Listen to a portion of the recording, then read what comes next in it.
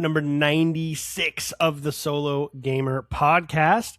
My name is Ian, and I am joined by one of our cohorts, our co-hosts, as I say each week, Taylor. Welcome to the show. How are you, man? It's good to see you. It's always good to see you. It's Wednesday. Like, I see your face, and I'm like, all is right with the world in this week. I know where everything is. I'm comfortable now. What's going on, dude? Not much, man. Yeah, good to be here with you again for another week. It always seems like whenever we take a week off or something, it seems like longer than it really is. So it totally does. Maybe that's because if we take 1 week off, that's 2 weeks between seeing one another. Right.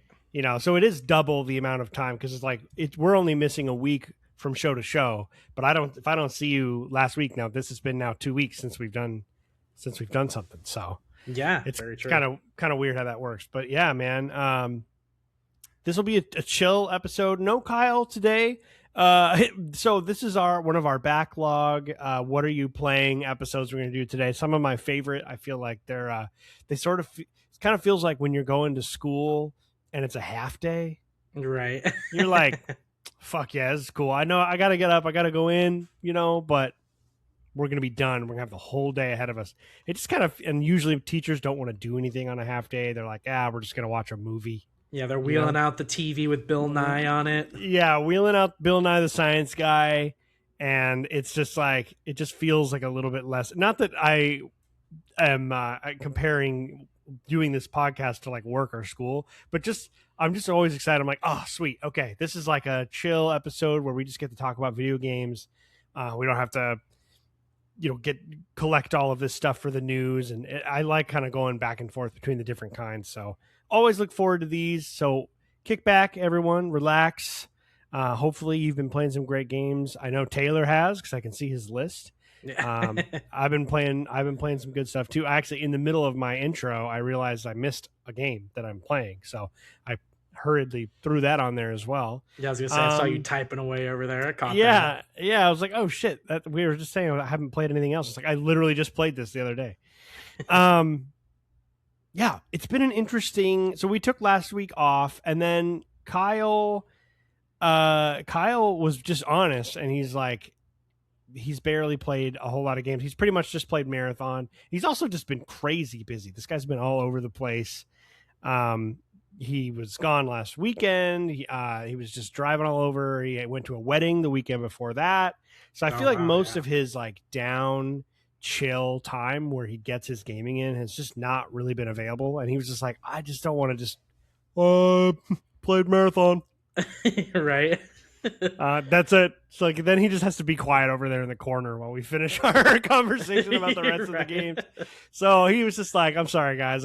I'll get back to it. And the big thing for me is like, we do this podcast because we enjoy it. It's fun. It should be fun. It's like an extension of our love for games. All of us go through periods of time where we're not playing as many games. I've certainly been there. So I there's never a like, you absolutely have to. Now, if he's taking money, if we're getting paid to be here, all right, you got to start playing some games, man. But right. And then you're on company time. Now you're on company time. Now your experience playing games is being monetized. I need you to play some games. All right. Right. But we need to see your video game KPIs, and if they are not up to snuff, you will be let go. Yes, you will be let go. Can you imagine that? We just get on. He's like, well, we summarily executed Kyle. You're right. he didn't beat KCD2 in time. So, and he kept trying to play Divinity Original Sin again. So, right. He had to be put down. Kyle, come to the office. I don't have to ask you to turn in your badge, turn your gun, please. Dude, we get a firearm for being the host of the Solo Gamer podcast. Damn. A standard issue Solo Gamer podcast firearm, service weapon. Dude. Speaking of the service weapon, you don't even know what you just said right now. Oh, that is the name of the semi-possessed living, not even living, like semi-possessed object that you use to kill things in Control, which is a game I'm playing. Really? Oh, yeah, so okay. we're gonna talk about that. We're gonna talk about that and many other things today. let's just jump into it. I mean, I was going to say catch us up on your week, but that's kind of what you're doing already. So catch us Yeah, up on your basically. week. What's been going on in your life, and what are one or two of the games you've been playing in between all the life stuff? Yeah, absolutely. Well, had a really busy last couple weeks. I think we were just talking right before we came on, Ian, that today is actually my Friday as we're recording here on Whoop whoop. Wednesday. So it's my birthday tomorrow. So, Oh yeah, the 25th. yep, I am What are you turning doing? 32. 32, man. I don't know. So I kind of came up with like a last minute thing that I was kind of inviting people to. There's a couple like really cool bars where our apartment is located is not too far away from like a really nice like little district of like Tempe and like Phoenix area where there's some really really cool like kind of hole in the wall like dive bars there that me and my friends kind of frequent every once in a while. So we're getting together at a bar there and just kind of hanging out, like Hell yeah. having drinks and just I like invited a bunch of people and was like, come and go as you want and stay however long as you want, but we're just going to be there hanging out. So I was like, I want to have like a decent sized gathering, but I don't want there to be like, I don't want it to be hosted at like somebody's house where I Right. feel like I'm taking up space and there's kind of like a time where people have to leave or whatever. I feel like It a gets kind of bar, awkward.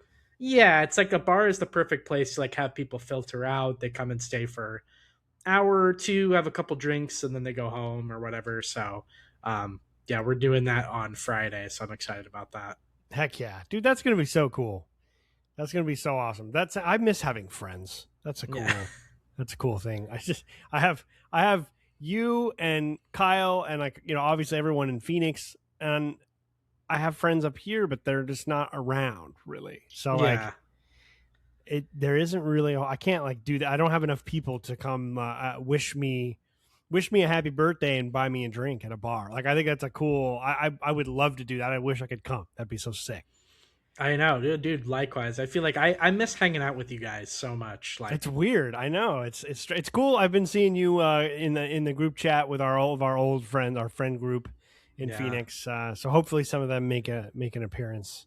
yeah. I threw an open invite in there and saw those guys the other day for the first time in a long time. So it was kind of one of those things where we hung out and had a good time, and I was like I know we always get together and we say we have to get together more often, but like this needs to happen more often, guys. Like I'm serious. So um, glad to be able to see all those guys, and yeah, hopefully we'll get together again soon. I really enjoyed seeing them.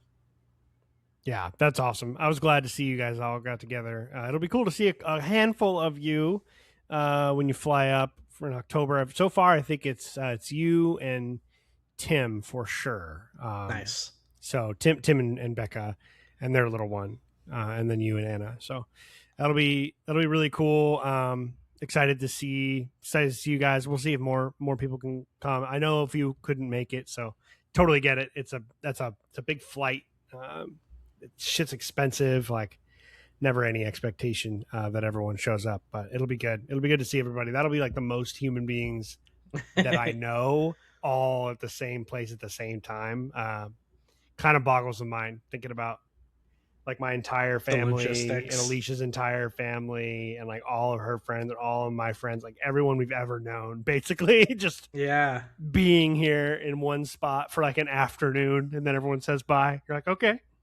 Yeah. Oh, can't wait, man. I love weddings. So fun. Yeah, me too. I sometimes I love weddings, sometimes I don't. It kind of depends on like who it is, where it is, how much of like a lift is it. If you can make a trip out of it, that's cool. But like whenever there's a wedding that's kind of close to home, I'm usually just kind of like, all right, I kind of want to go. You're right. I'll see you guys Like later. it just depends on the situation and like and whose it is and like is it does it feel relaxed and are people just there to have a good time and celebrate, or is it kind of have that kind of like snooty, very kind of lots of money stuff? So I've been to a few weddings where it feels like that, and it feels just kind of awkward, and everyone's just like not all from these different planes of life, and it can Yeah, oh be yeah. it can be there's a big spectrum to weddings for sure. And I've had Yeah. I've been to some great ones. I've been to some really like awkward ones. It's just Just kind of depends, I guess. Runs the gamut. Yeah, Yeah. funny enough, actually, it's funny that you bring that up because uh, the last wedding that I went to was for one of Anna's coworkers, like a couple months back or last year at some point. And we went to California and kind of hung out and like got like an Airbnb, and we were hanging out with like just hanging out there and seeing sights and walking around and shopping, and then we did the wedding and stuff. But the bride had like tasked us with like bringing like cookies from like her favorite bakery in Phoenix, and then we transported the cookies like across state lines to California to like bring them to the thing. So the day of the wedding, we like get there and we had like a cooler with like ice in it with like these cookies. They were like kind of like semi refrigerated. And anyway, we go to the house that the wedding is being hosted at by one of the bride's friends or like a family friend or something. Palatial Southern California estate, boy. just like real rich neighborhood, showed up to like community. Sam Darnold's wedding or something.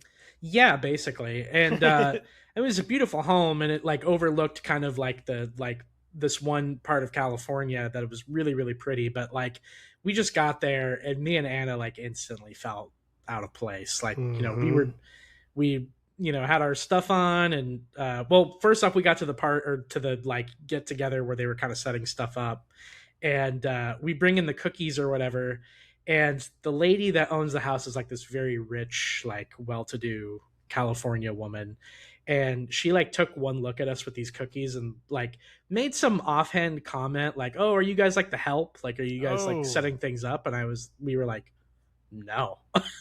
What like the fuck? The bride asked us to bring these, and we just brought them here. So you do what you want with them. But I remember we were just like, yeah, that was like one of the first times where we kind of felt our income bracket. Yeah. Well, and it's just like that. Yeah, that'll like put a chill up your spine. That kind of shit, dude. I hate that stuff. Yeah. That is crazy. Kind of what I'm talking about with weddings, where it's like it really is dependent on what the people have in mind for their wedding. Yeah.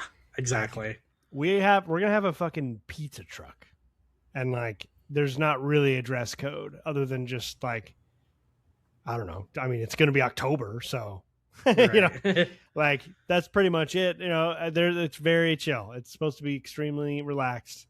We're just getting married in the mountains, and we're eating pizza and hanging out. Oh yeah, like wait, man. That's that all awesome. Yeah, it's gonna be sick. Yeah, there will definitely be no income bracket slamming happening at any point, because we'd be close to the bottom of it. Right? So.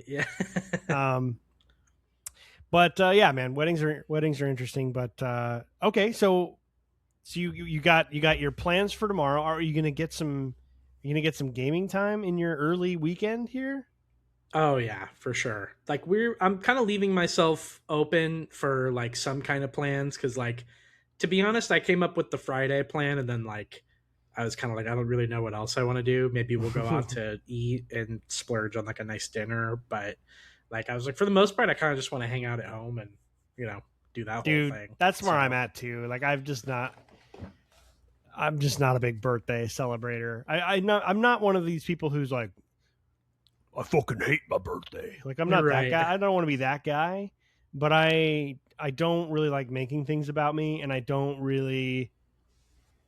I'd rather, like, if people want to go out to dinner, like if someone's like, hey, like, let's go out, I'd be like, great, sounds good. I'd love that. I'd love to go to dinner. But like, I pretty much just I want it to just, if it's a weekend I have off for my birthday, like I kind of want to just, if I see people, cool, make some plans and then just chill. I don't like to make an event of it either.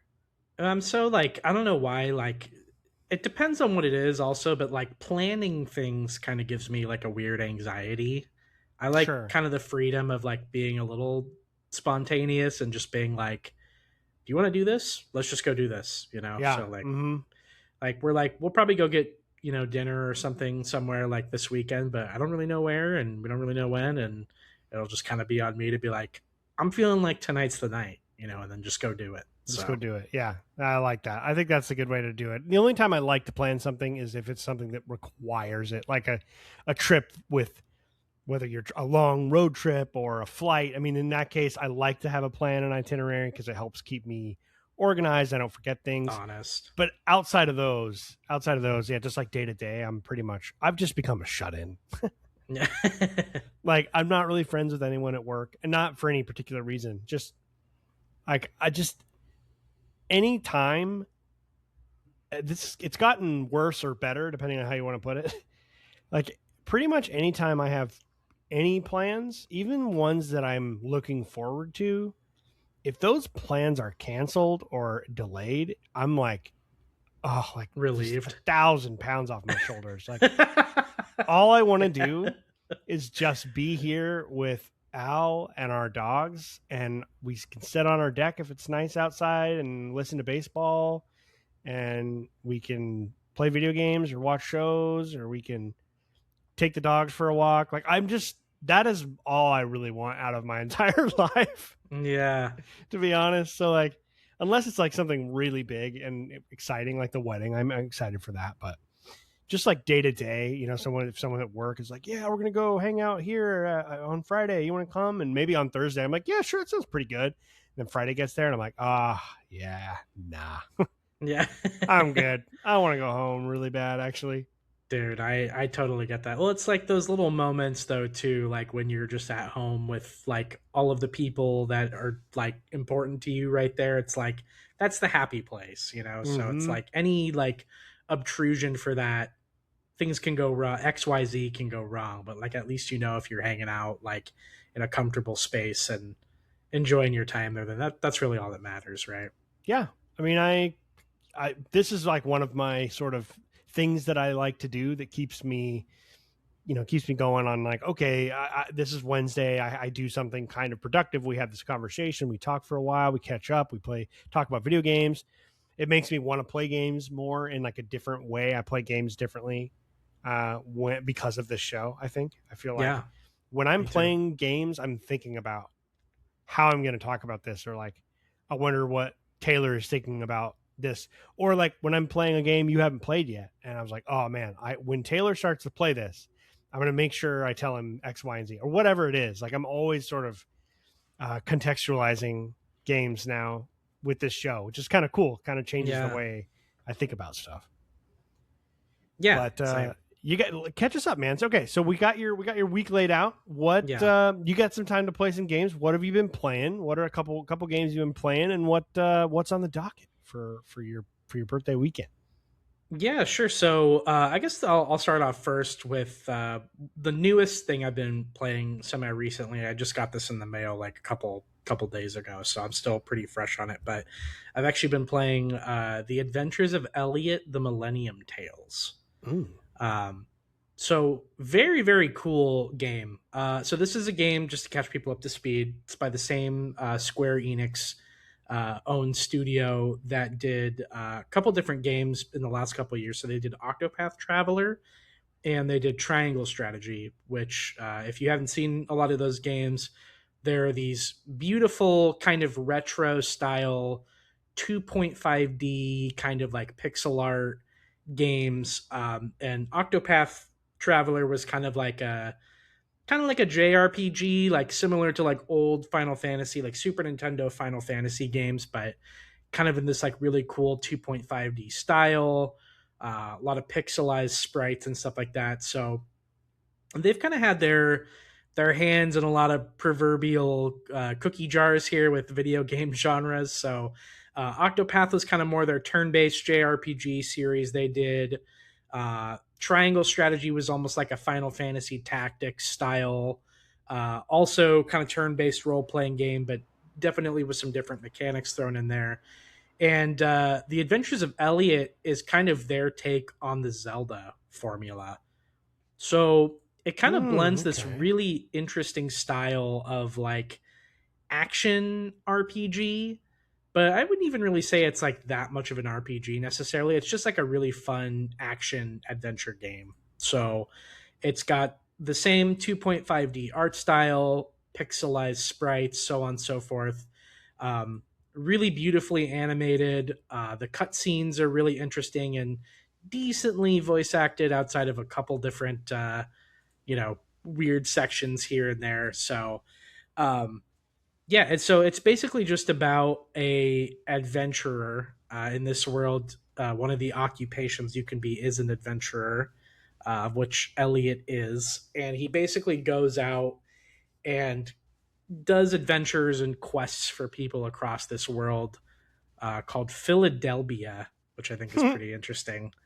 So it's like almost kind of like Philadelphia, but Yeah. like just slightly different.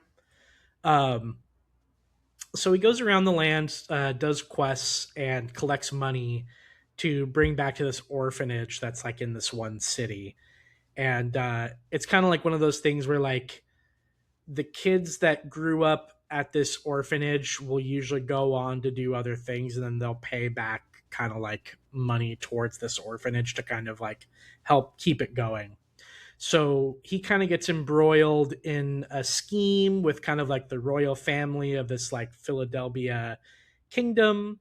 And there's some time travel involved with it, like going back to the land like previously before it was like ravaged by like this villain who kind of makes himself known in the game.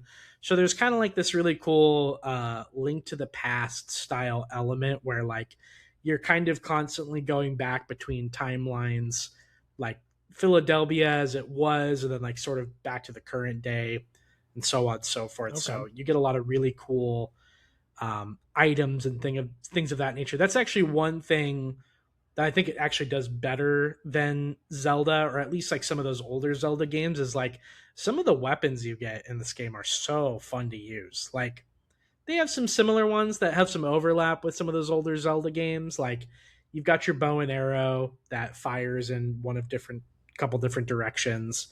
But the nice thing is that they can be upgraded. So like you have like a 1-star bow, which is kind of like your regular short bow that you'll use, and then it upgrades to like a tier 2 one, which like does more damage. So there's a little bit of RPG mechanics in that because you're constantly like cycling through those weapons and like upgrading them, and they'll do more damage, or they might have like a, like for lack of a better word, like an alternate fire kind of thing where like they'll do Okay. like a special ability or something. But there's your standard sword that you have.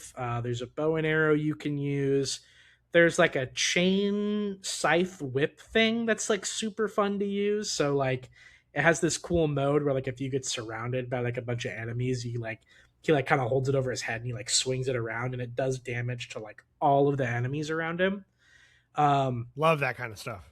Yeah, it's really cool. And then they incorporate it into like the platforming as well, because you'll go in these different dungeons and there will be like a switch or something you have to hit that's like over a gap. So you'll use the chain blade to like throw it and hit that switch and like bring it back to you. Oh, So cool. not only are the weapons like useful in combat, they're also like useful in the puzzle solving that's like throughout the game too. Um, so I've just found it to be really really fun. I'm loving my time with it so far. It seems like it's probably going to be one of my favorites of the year that I've played. With a couple things here and there that I'm not super impressed with. One of those being the story isn't super great. Like I've kind of found myself kind of glazing over certain parts of the story, and that's mostly because it's not anything you haven't heard of before. It's like the land is in distress. There's kind of like a Ganondorf like figure who's kind of taken over, and you have to like go back into the past to change events of the future. So very Zelda like, not anything you haven't seen before. And certain times it just makes to where I'm like, I can forget like large swaths of the story or kind of glaze over like certain cutscenes, and like I kind of know just what's going on anyway. So I'm really just there for kind of like the gameplay and the puzzle solving. Sure. Some other things I'm not really big on. The dungeons I think are well laid out, but they feel kind of forgettable in certain Ooh. ways. That's a big bummer for any game that's trying to sort of emulate Zelda. Yeah, well, it's like naturally, right? Like the Zelda formula just lends itself so well to having like memorable dungeons because you associate them with like the different elements, right? Like there's the Mm-hmm. fire temple, there's the water temple. Those things kind of stick out. Um, these dungeons feel a little more forgettable, just in that like they're just kind of like nondescript like caves and like waterways and underground like cave systems that don't really have any like characteristics that stand out to you. Like I can think of there's one dungeon I did like semi recently that's got these really pretty flowers in it and like crystals and stuff that are like underground. So like, you know, you're walking through these cave systems and there's like waterways that kind of go through it, and there's like purple and green crystals and stuff like that. So little landmarks and stuff like that kind of stick out to me and are memorable, but not as memorable as like, let's say like the fire temple or something, where like I remember the music, I remember like the way it looks, I remember the bosses. So I'm finding that part to be a little bit forgettable, but I'm also like 5 hours into it. So maybe the grace I'm kind of giving it is that maybe I'm early enough to where these are just kind of like tutorial, kind of get to know the game dungeons. A little more basic. Yeah. And then hopefully maybe they layer on more intricate stuff later on. So we'll see how that goes. By the way, one thing I have to say while we're here is the boss fights are awesome. Oh, okay. So fun. So if anything, some of the dungeons can be like the forgettableness of the dungeons can be like overshadowed by how cool the bosses are. Yeah. And have like cool mechanics. Like there's one boss I fought who's like this big like bird wizard guy who like uses wind magic, and he like does all these attacks with like a staff where like he throws like little tornadoes at you, and you have to kind of dodge them, and like he kind of teleports around the map, and so like you kind of get used to his patterns, and like you can hit him like with your sword and get his weakness and stuff. So that was kind of a fun one. I just fought like a massive like sea monster boss that was kind of cool. I think I just saw him. I was looking. We were clicking through the screenshots, just kind of get an idea of what the game looked like. I'm pretty sure I saw that big guy. Yeah, he's like, it looks like an anglerfish with like a little like lure above his head. Yeah, totally saw him earlier when I was looking through. That's cool. Yeah, he's really cool. Caught my eye. Yeah, he's definitely a very like stereotypical Zelda boss. Like obviously like he like opens his mouth to like suck you in, and you have to like throw a bomb into his mouth, and then that damages him, and then his like little lure comes down and you come over and like swipe at it with your sword. So just really cool little fun callbacks and stuff like that. So the boss fights have been a joy. Is the story presented in a way that's like text, like old school Zelda, and then you have like little hand-drawn pictures of the characters, or is there voice dialogue, or how does that work? There is. So there's voice acting for all of the characters in the game. They have like little in-between sections where you're talking to folks and it's just text that shows up on the screen. But for like major cutscenes, you have voice acted characters, and then they show like kind of like really cool hand-drawn like images of the characters, and like they sort of emote like with every different like emotion that they show, like there's a little different drawing of them. So like the character says something and they're embarrassed about it, they have like one drawing that kind of like emotes that, and then there's like sadness or like forlornness and stuff like that. So you get a couple cool little animations and drawings here and there. And then the voice acting for some characters is very hit or miss. It's like certain characters I'm like, oh, this is super super well voice acted, and the others are just like super annoying. Isn't that funny how that, I don't know, I see that a lot in games, in a lot of video games like that aren't the top tier. Yeah, it's like you can tell they clearly got some great actors to kind of carry it, and then it's just after that it's just like, oh man, yeah, like dude, extras in a CW show or something. Like it's crazy, man. There's at the beginning of the game, the princess in it kind of acts like your she's kind of like a Navi type character, like to use like Ocarina of Time as an example. Like she kind of follows you around and gives you like kind of like plot details like while you're out in the world and stuff, but she like communicates to you through these like earrings that the character wears. So it's almost like she's in her like quarters or whatever, and is like using like a scrying orb to kind of see the world through you, and she communicates through you. And at the beginning of the game I was like, this is great, like the princess is like super well voice acted, like it's really awesome. And then like a couple hours later something happens, and instead of the princess you get like an actual fairy, and like the fairy's voice actor is just so annoying. Like just like grating on the ears. It's like a little girl, but it's like a really like shrill sounding little girl, and Ugh. she's commenting on stuff. And I remember me and Anna were just sitting there like, I really hate this voice acting. And so, like, just out of curiosity, I was like, I wonder if I change it to Japanese, if it's any better. Oh, no way. And I Did it get did. better? It got marginally better. Like, not Oh, not by much, but like a little better. Like, it's almost like the English voice actress is like trying a little bit too hard to yikes. like you can tell like it's an older lady who's trying to do a little girl voice, and she's kind of overcompensating like for that fact and being like, oh, Okay. I'm just gonna be really like upbeat and like loud, to compensate for that. But at least like the Japanese voice actress sounds like she talks at like a normal level and then gets excited, and she'll have moments where like the little girl aspect of it kind of comes through, but like she's not like, I feel like she's not trying too hard, if that makes Okay. sense. Yeah, that makes sense. Yeah. So yeah, very, very inconsistent voice acting so It far. seems like the game is somewhat inconsistent. Some highs, some lows, some in betweens. Yeah, So far. very much so. And like I said, I don't know how long this game will end up being. It's so new that it doesn't even have a how long to beat just yet. Okay. Yeah. So I have no sense of like how far into it I am, but I would assume maybe not far. Like I said, I'm like maybe 5 to 6 hours in, Yeah, you got something some like that. time for sure. I bet it'll be a pretty lengthy game. Yeah, I'm gonna say, if I had to guess, probably 20, Okay. somewhere around there. 20, 25, maybe something like that. That's a nice time frame for a game. That's like my favorite, I think. Yeah. Like 18 to 30, I think is like the sweet spot. Yeah, agreed. Obviously there's some exceptions like horror games. I want a little shorter than that. Big RPGs, you want a little longer than that. But like, if you can get into that 20-hour if it starts with a 2, you're in a good spot. I feel like. Yeah, I agree. I would say like 18 to 25 is my sweet spot, because even Yeah. like when I've played certain games like past the 25 to 30 hour mark, like I gotta really, really be into it. Yeah. Like if it's a metaphor or something, I know I'm in for the long haul. Yeah, going in for that one. Yeah.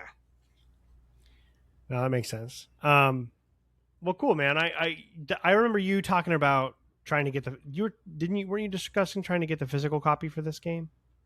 Yeah, I did. And I found something really interesting about the physical copy, actually. So, I don't know how much you know about this, but Nintendo started doing these. I bought it on the Switch 2, by the way. I don't know if I mentioned that. So for the Switch 2, their physical copies, they announced like right around when the console was coming out that they were doing what's called a game key card for it. I don't know. Are you familiar with this? Oh yeah. Okay. But there may be listeners who aren't. Yeah, so basically, and I only really found out like kind of what that was when I bought this game. Because what I was kind of assuming it was that I would buy the physical copy and it would come with the case, no cartridge, and then there would just be like maybe like a slip of paper in there that would like allow you to download the game from the internet or whatever. That's what I was expecting.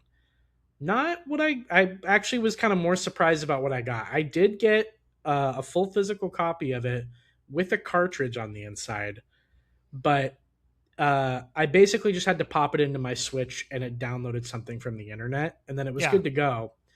But that was actually more than I was expecting to get. I was expecting to get like an empty box, basically. So even if the cartridge has like 100% or whatever it is, like acts as like something that you download from the internet, I kind of do like the fact that I'm like at least getting that much. Yeah, I could see that. I think the reason I know about this is because I remember watching some YouTube stuff about the uproar over it.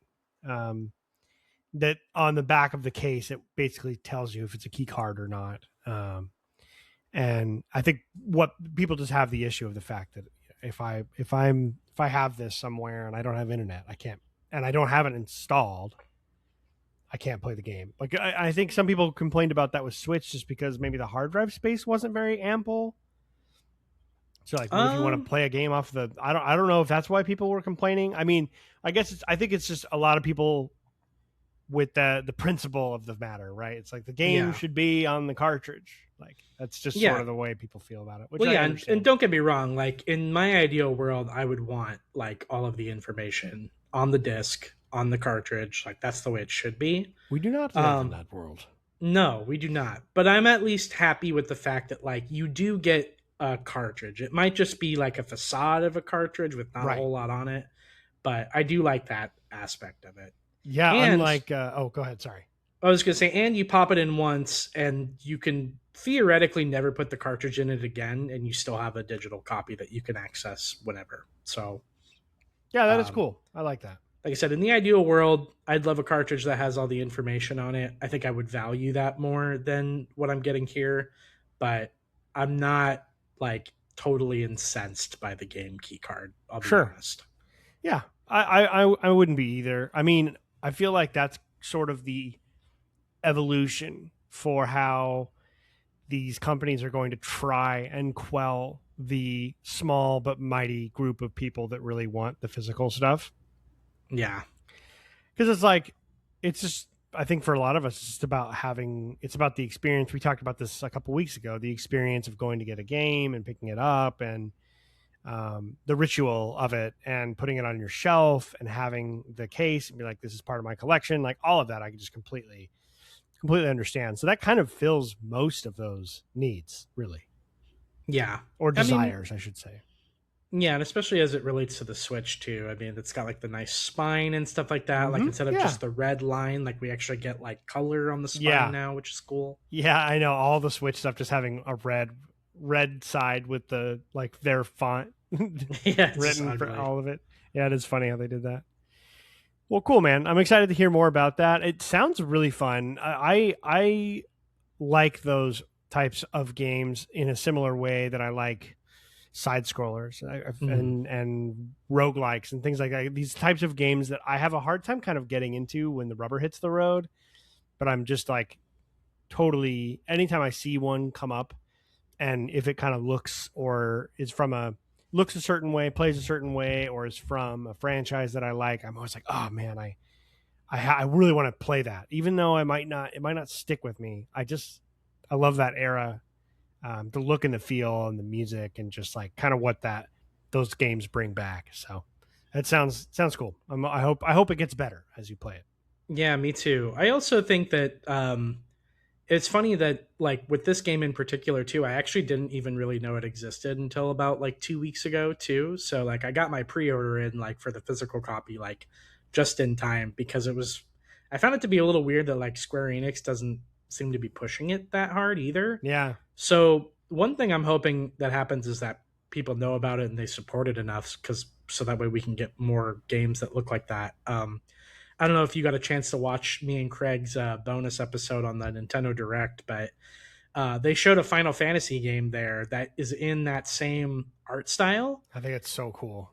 Yeah, and so I'm really hoping that Square Enix will see this and like I'm not under any sort of like illusion that we're gonna get like Final Fantasy 17 all in 2.5D pixel art, but maybe some old like remakes. What if they remade them? That's what I was just going to ask you. What if they remade like the early ones in this full like 2.5D color art, all of it redone? Especially since I just played through Final Fantasy 6 like not even like a couple years ago, and it was like one of the fastest games that like got to my top 10. Like I was like, this is one of my top 10 favorite games of all time. Like no doubt about it. I would love to see them remake that game in this style. So yeah, I think that'd be really cool. I wish it would be cool if Konami would do it with like Castlevania and like all just remake these games. I'm sure, purists are like just died. I just gave some 40-year-old a heart attack, but right. But it would be cool to bring in new audiences, kind of like what they're doing with Combat Evolved and stuff. Just like let's remake the game with a new engine, a new coat of paint, and a new kind of take on it, and like let people play stuff for the first time, and if they haven't played it before, I think it'd be really cool if they did that. Yeah, I agree. So there is a game that both of us played and we have finished that maybe we'll just save kind of toward the end because we don't want to talk about it too much. Yeah. Because we're gonna have an episode about that soon. So and then I have kind of the main one that I'm playing that I want to talk about, but I'll hold off on that as well. Got back into Resident Evil 8. Took a little break from Resident Evil. Not for any particular reason, just the way things were going. Like I was playing 007, or I was playing whatever, Marathon, like all these other games, and we just haven't, Al and I just haven't had the time to sit down and play Resident Evil. But when we do, always really fun. So made another, I usually get a big chunk out of it. I play for like hour to 90 minutes at a time, once a week or something, like twice a week. So it'll take us a while to get through it, but just I'm really liking this one a lot. It's awesome. So far I think I like it better than 7, I think, for sure. Me too. And we'll see. I definitely not up there with like 2 necessarily, but I think it stands on its own 2 feet for sure. And I'm really liking this era, this first person stuff. I prefer the 3rd, but I do really like this game. I feel like this is like, from the story perspective, I don't know what's going on. Like I keep asking these questions. I definitely want to find out more. The game, I just got to a point where the game really opens up more than I was expecting it to. Mm-hmm. Where it's like, okay, there's these 3 people left, and you've got to go get them. And like, you can kind of do that in any order you want to. And here's all these things you'll need. And here's the map now covered in all these things that you need to go get. I was not expecting sort of it's not an open world by any means, but just they kind of have this larger hub area that you are going to kind of re-explore, at least for a while. And then you're going to leave that area to go to a new area that's more linear and traditional Resident Evil. You're in a castle or you're in a whatever, and you're going to have to figure out a way to open these doors. And then there's going to be a boss fight, basically, is what it seems like. And then you're going to return maybe to this spot again. That's kind of what I'm thinking is happening based on like just the way it's built. And that's a fun kind of twist on the formula. And I like upgrading the weapons and just all the classic Resident Evil stuff. It's really fun. I just like the vibe of this one. I just love this random like Eastern European village that we're just randomly in somehow. Like there's just a lot of questions. That's the thing. The thing with Resident Evil 7 and 8 is like there's enough going on mystery wise that I'm very intrigued, and it does make me want to keep playing to find out more. But there's also a lot of stuff that's just like, yeah, don't think about this too hard. Right. Yeah. I kind of would prefer to like, I'm like, okay, wait, hold on. So we were in Louisiana, and then the game opens and we're seemingly in the US. I mean, they both have American accents and they're just chatting away at the dinner table, and then shit goes down, and then you're in like a van and the van crashes, and then we're in like Eastern Europe. Like what the fuck is like, it's just there's like a little bit of like, I feel like the Resident Evil just don't worry about it nature, that I want those kinds of things explained. Like it almost would have been cooler if we got kidnapped and then it was on a plane and the plane crashed or something, and now we're in we're in Transylvania, we're in Romania, whatever's going on. So that's the one thing I'm like, I don't really understand how or why I'm here, but maybe that will get explained. So we'll have to wait and see. And of course, just sort of trying to figure out how this connects to the larger T virus, like lore, Umbrella. Even Resident Evil 7's a little bit fuzzy on that. Mm-hmm. You get a couple connections at the very end, and you see a few things where, like, I think you find at the crashed ship, where right before you enter the mines in Resident Evil 7, there's like, you're about to go into the laboratory that's in the mines, and there's like a picture of a helicopter that was flying over that had the Umbrella insignia on it. So it's like there's like a couple, and maybe I'm forgetting a couple things, but it feels like there's some connection, but for the most part, I'm still sort of like, wait, so other than the fact this is called Resident Evil, where is the Resident Evil stuff? Like, Right. how do Chris Redfield just randomly shows up at the end of the 7th game? I don't even really know him that well because I haven't played the original Resident Evil, and I haven't played 5 or 6, and that's kind of, I feel like, his like main story arc, right? Am I wrong about that? Yeah, I would say for the most part, he'll definitely have a somewhat big part to play in Veronica when that comes out too. Okay, and that takes place between 3 and 4, or 2 and 3 and 4, like between 2 and 4, I guess. I mean, depending on how you categorize 3. 2 and 4. Because 2 and 3 take place kind of during the same time period almost. So Yeah, same night. Same night, yeah. So takes place after that, but before 4. So I'm just, as someone who's kind of coming at this, like, this is part of the reason why I like to start from the beginning with some of these things, and I guess I kind of did with 2. But he's kind of a character that just, at the end of 7, you're supposed to just kind of know who that is. And I'm like, well, I know that that's Chris Redfield because I know enough about Resident Evil to just have heard his name multiple times, but I've never seen the guy in anything. Right. Other than the very last scene of Resident Evil 7. I guess I'm spoiling RE7. Sorry, everybody. So yeah, it's a 10-year-old game at this yeah, point. Yeah, for sure. So we're loving it. Absolutely loving. I love the gameplay loop. I like the world that we're in currently. I want to know what in the world is going on with Baby Rose and these jars, which is vague enough to not be a spoiler, I think. And I want to know what's going on with this big guy that's selling me stuff that seems to know more than he should. Mm-hmm. Like, it's just a lot of just, I don't know. That the game, the narrative is always sort of like, I don't know, you're just gonna have to keep playing.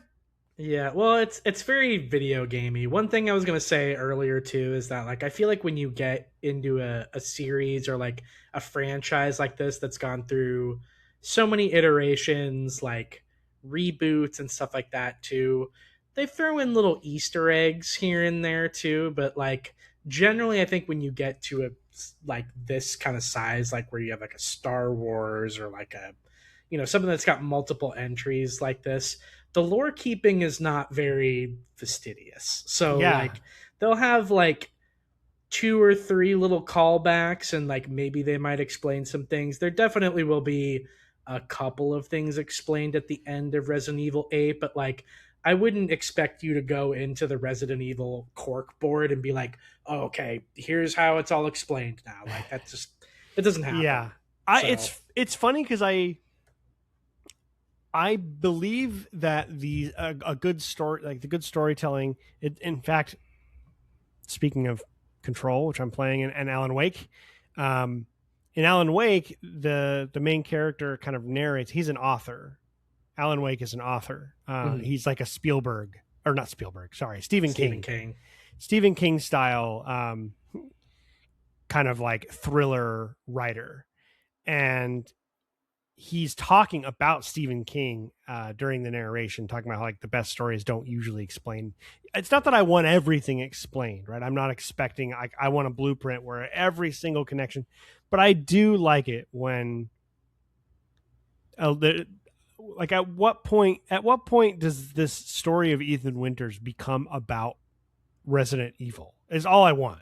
That's all. I just, like, I want to know. I want them to connect a little bit more than they have. That's probably my only little bit of a negative, is just like, I appreciate that they're doing something. I get that 7 was sort of a soft reboot. It's in an old house that you're going in, and shit has gone down, and there's like a infection that you don't understand that's causing crazy things to happen. Like, I totally understand that it's sort of like a soft reboot, but it's different enough. It's not like it's a straight reboot. There's still, I would just love a little tiny bit more like connective tissue. Yeah. To just get myself kind of excited, just like a little bit of like, I would love to see, like, it would be so cool if you could find if you found like a tattered RPD vest in the basement of this castle or whatever. And you're like, what the fuck? Just something that just kind of be like, yes, this is Resident Evil. And there will be some type of thing that kind of loops this all together at some point, other than just sort of like look, just go with it, right? So somewhere in the middle between just go with it, don't worry about it, and like I need every last possible thing outlined and explained and shown. I don't need that either. It would just maybe meet me in the middle a little bit here, but other than that, absolutely loving the game so far. And I think like just to set your expectations accordingly, they will in Resident Evil 8 do that a little bit at the end, but I think a little bit is all I need. Yeah, like if you're looking for like the wink nudge of like being like a tattered RPD type thing, there are definitely things like that at the end of the game that will do that. I think like 7 and by extension 8, they were still kind of being like, we have to rethink what Resident Evil is and like what it means to people. Right. And we'll have like kind of little Easter eggs then in there. And I think like 8 was kind of them being like, no, like we're kind of rebooting the old games. Let's like try and have a little bit more connections back to it.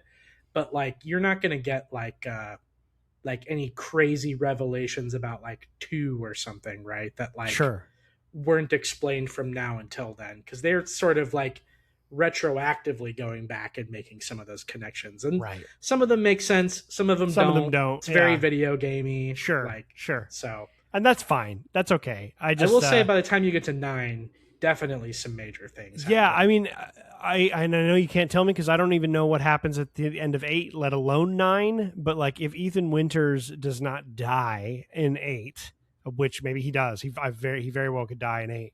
Like, and if he's not in 9, like I'm just kind of using the example. I would love a game to come out that connects the 2 paths somehow. Yeah. Just that moment of like, oh, would be great. That's all I really want. Of like, okay, here we go. I see. Like he's going to meet Leon or whatever. And like, and Ethan, they're all together, forced through circumstances and whatever. Like just some kind of game would be cool if you could just kind of, if you felt like the side path you're on with 7 and 8 kind of like came back around, and at some point one of these games they cross like completely. That'd be cool, because then that would recontextualize 7 and 8 in the series a little bit, and then you'd be paying even more attention and like kind of going through it. If you wanted to replay through the series again, it would maybe mean a little bit more too, knowing where you're going eventually. So but like that's hardly a complaint, really. I mean, I'm truly enjoying it. I like this one. It's a little bit less straight up horror.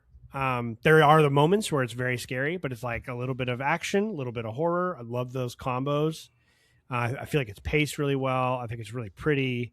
I'm just excited to keep playing, find out what part are you on right now?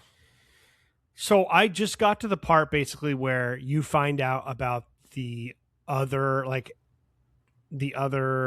I don't know, are they family members, I guess? Heisenberg and like the guy, the I can't remember his name, the cart salesman who sells you your upgrades and gear and stuff, basically just told me,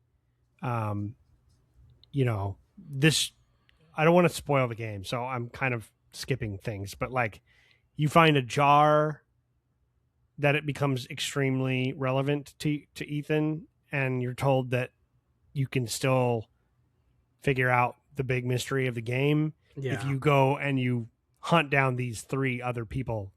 And so I just got revealed the map has like all these treasure chests on it now of the village.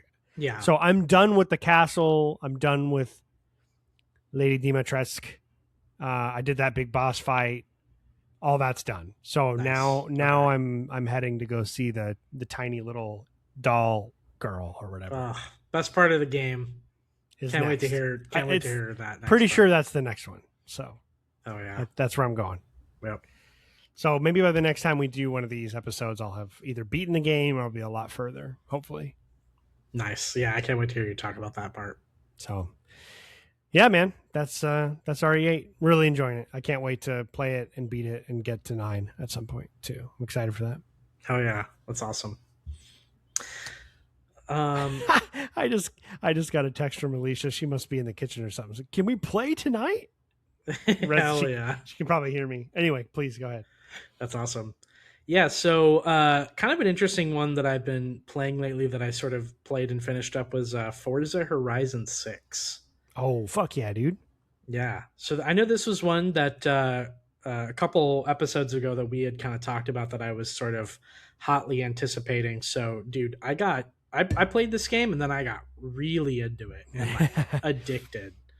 Um, it's just a fun car game, man. Like a good racing game, a good like arcadey racing game with just enough actual mechanics in it that you have to kind of learn and get better at it for it to be really really fun. I know I talked about it before, but I played Forza Horizon 5 and had like a good amount of fun with it. I think I put like maybe 10 hours or something into it and kind of got what I wanted out of it and then sort of moved on. And, once they showed off that this one was kind of in Japan, we talked about how like beautiful the scenery is there. Yeah. And how well Playground can kind of render those like play spaces and like different countries and sort of their like unique style. So it was just fun to play around in, man. I think I put like maybe like 20 something hours into it, like maybe 18 to 20 hours or something like that. And keep in mind, this was over the course of like maybe 2 weeks. Like I feel like I wrapped up this game in like 2 weeks or maybe 2.5 weeks or something like that. It was not Wow. very long. Because there were just some weekends where I would get on that thing and just play it for like 6 hours straight and just like blast through it. So had a good amount of time with it. Kind of like I mentioned in one of our previous episodes, it's not really like a ton of a story there. The Sure. story, as far as I know from the Forza Horizon games, is there is a festival that happens in a different country every year they have that's called the Horizon Festival. And basically they just kind of invite like, you know, racers from like all across the world to like compete in this event. So basically what happens is you have a bunch of different types of races you can do. There are kind of regular street races, there are like rally car races which are on like dirt sort of like terrain, and then you have like kind of truck and dune buggies. So a bunch of different vehicles that you can play around in, and the whole like thing of the story is that like there are like these different events. I think there's like 8 Horizon events that you need to get these different wristbands to do to get into sort of the main race, and they're kind of qualifying races so you can compete in the much larger ones. And sometimes those races are like actual street races where you're kind of going up against certain racers, and then some of them are kind of like these weird like showboaty kind of like beat your time segments where like they've got like a helicopter following you around and you're like crashing through stuff and like going off jumps with like slow mo and stuff like that. So it's Very really really cool. weird, but there's a really cool aspect of it where it's just like you'll run the race and then like you'll miss out on like the 3 stars because you're like just a couple seconds under the time that you have to beat. So you're like, okay, I know what I did wrong. Like I have to take this turn a little bit better. I have to hit the brakes at this point rather than this point just to shave off that extra couple seconds and kind of get it. So it makes this kind of addicting gameplay loop of like just retrying these races over and like getting to certain sections of it where you're like, okay, this is where I'm screwing up. Like I need to do this turn better, or I need to like jump ahead of everybody like in this straightaway a lot better. So it ends up becoming this really cool like almost strategy of trying to figure out like the how many racers there are on the map versus like what the terrain is like that you're playing around with, and then also like the different turns. Like you're almost kind of memorizing these maps and knowing exactly kind of where you're going wrong and kind of what you need to do a little bit better. And it just makes for a really really uh like addicting gameplay loop. So I just had a lot of fun doing that. The street races, I think, are the most fun ones to do, where it's just like straight up, you guys are like racing on like Tokyo streets and then getting on the freeway and then getting off and like doing massive laps around the city. Those are always the most fun ones. I don't generally have as much fun with like the SUV or like Nah. off-road kind of truck races. Like, Yeah, I mean, especially in a game like a game about driving in cars in Japan. Like for yeah, me, as someone who loves like Japanese cars, and dude, I want to drive. Maybe do they have like any rally stuff like WRX kind of suit? Like they do. Yeah, that might be cool, but yeah, I want the street racing Honda Type R kind of yeah. stuff. You know? That's exactly like what I'm there for. So Yeah, there were a couple times where I had fun with it, right? Because like in order to get into these big Horizon Festival like races and stuff, like you have to be able to get like a good time or a good place in some of these other ones. So I did them, and sometimes they were fun, but like generally, like I just love the style of cars, right? yeah, That are same. kind of more in line with that street racing. Like I want to drive my Honda Civic or like my Toyota Supra and stuff like that. Like I want to do those kind of races rather than like riding in like a like hot pink Jeep or something. You know what I mean? So it Right, just makes more I do. sense. Yeah, I do get that. I remember Forza Horizon 5 starts and you're driving like a brand new Ford Bronco. I'm like, Yeah. I mean, Right. it's Like pretty, but nah. yeah, I'm just like, exactly. I don't really want to be in the desert driving a Bronco right now. I don't know. That's total personal taste, but I'm with you on that for sure. Yeah, me neither. I would almost love to see like a maybe in a future entry where they just like cut like some of that stuff out. And that's like, I'm sure like the real car people that are playing this game like kind of really appreciate that newer perspective and the change up to the formula, but I would just love straight up like 15 hours of races that were just all street races, you know what I mean? Like I would be Yeah. perfectly content with something like that. I want So, Need for Speed to like be good again and make the Underground series with their corny little stories. Those were just such a part. Those were such a like a cultural, like a pop cultural moment, and I just don't know that that still exists on the mainstream consciousness like it did when Fast and Furious came out. yeah. Like the Fast and Furious came out, and it was like everyone was into it. It was like Yeah. one of those It's movies. a phenomenon. And then the under Need for Speed Underground games came out, the second one especially. It was like literally just Fast and Furious the game, and it was Right. so cool. I absolutely loved that game, and I would love to get back into a game like that. I feel like a lot of racers, they're either just like, okay, here's your track, go race, um, or it's more sim stuff, which is not really my thing. Yeah, same. Or if it is arcadey, it's just that. Like there's no. I need some kind of exterior motivation. Yeah. Like it doesn't have to be like a straight up storyline, like with fully animated characters and voice acting, but just something that's sort of like this is who you are in this world. These are kind of your objectives.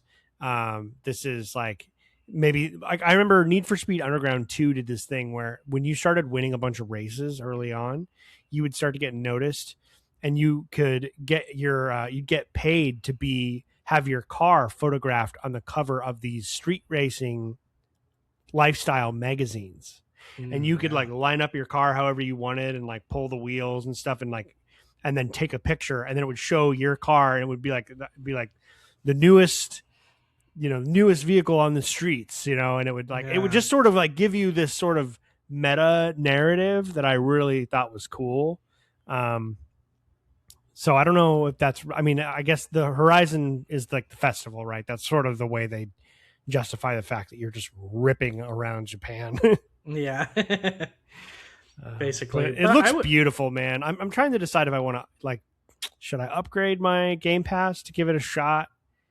Like, I don't know if I want to put $70 down on the table right now for that game. Like, yeah. I'll do it for a lot of other games, but I don't know if I would do it for Forza or not. But I think it's absolutely worth it. I don't think I would like this even for as much as I enjoyed Forza Horizon 6, I would have not ponied up the money for like a full price version of it, but at like a $20 for Game Pass type thing, yeah, like download it on the console and then delete it when I'm done with it, which I've already done. yeah, I thought it was perfectly worth it, and like I said, I put in like 15 to 20 hours in it, and just really cool. got addicted to it and had a blast. So Maybe I'll consider doing that.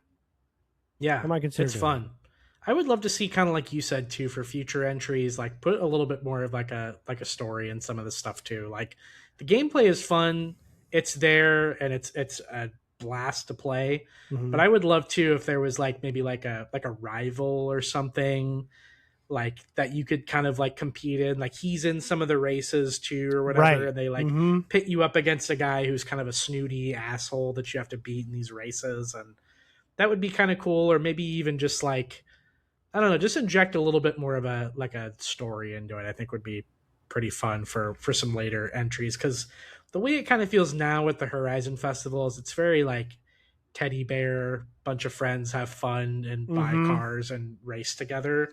It'd be cool if there's a little bit more danger to it, a little bit more stakes. So I'd love to see something like Yeah, that. like make it feel like a sports franchise Yeah, kind of thing, where it's like you are you are now sponsored. That was the other thing with Underground 2. You, if you did well, you start getting sponsors, and they expect you to do at least this well in these races, and like, and you're getting, and they'll buy you some parts for your car to make it better, so long as yeah, you like these kinds of things where there's sort of this grounded, like you are a professional race car driver, like, and the Horizon Festival in this world is like the biggest racing thing in the world outside of, you know, Daytona 500, NASCAR, and like F1 Formula. Like this is like right there with those. You have Formula One, you have NASCAR, and you have Horizon Festival, right? Just like yeah. just pretend in the world that that's the case. Just make some shit up. Yeah, And you're, you know, your goal, you joined this, you qualified for this festival, and you're going to go in and you're going to try to become like a legend, just like these other sports, you know, and bring in all of that kind of stuff. I think it would be really cool. I'd like that's a little bit more of like context and reason for doing it, other than just be like, look, it's pretty, drive. yeah, I agree. You And know? at the same time, too, I feel like this makes me want to go back and play some of those like Need for Speed kind of games that do have a little Yeah, bit more of that injection of story too. So yeah, they're I don't super know. cool. I feel like this kind of opened my eyes to like wanting to play some more of those racing games. But it Dude, also kind of feels like in today's day, like we're not getting a ton of them either. Like it seems like Gran no, Turismo and Forza are like the only ones that are viable. You know? right, that's the big thing. And dude, Galactic Racer, I'm excited for it because Boy, it's like a yeah, Star Wars pod racer kind of thing, but just seeing more from it looks like, I mean, it's got a full-on story, and you yes, it make your own does. character and all of that stuff. So it's like, this is what I'm talking about. This is the kind of thing that I want, you know, Yes. kind of these role-playing elements, to just add a little bit of depth there. So I'm sure some people who are like obsessed with, like, are true fanatics of driving and cars, are like listening to this being like pulling their hair out, like, who gives a fuck?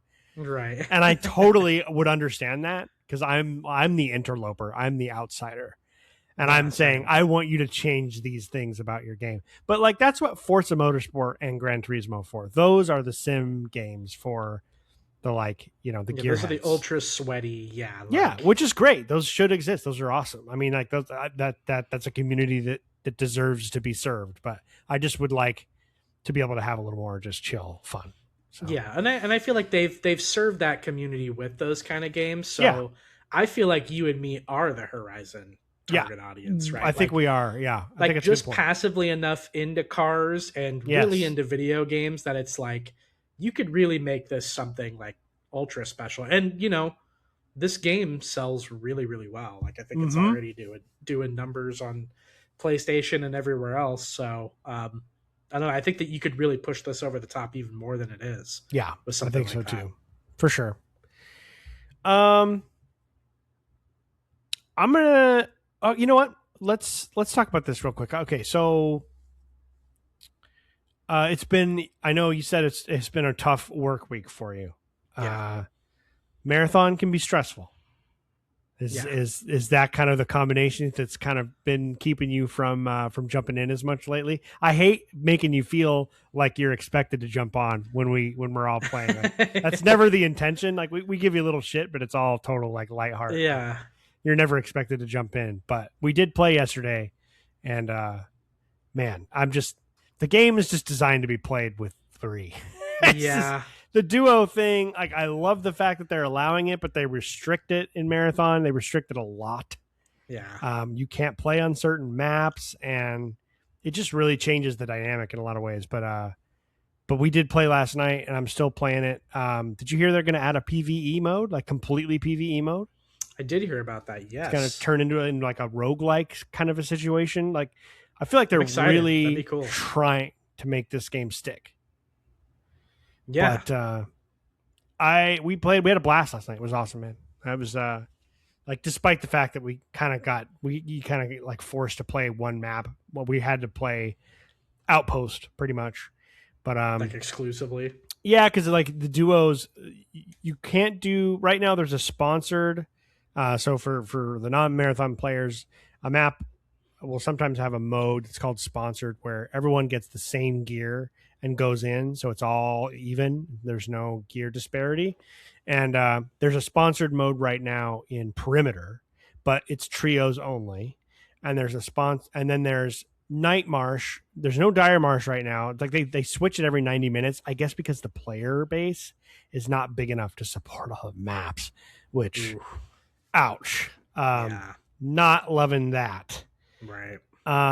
So like it basically, if you have Perimeter, Dire Marsh, Night Marsh, Outpost going on like a Wednesday night, you wait too long for queues. So they have to turn Night Marsh on for 90 minutes, turn it off, turn Dire Marsh on for 90 minutes, because otherwise there's not enough people to like keep the queues, which is kind of scary.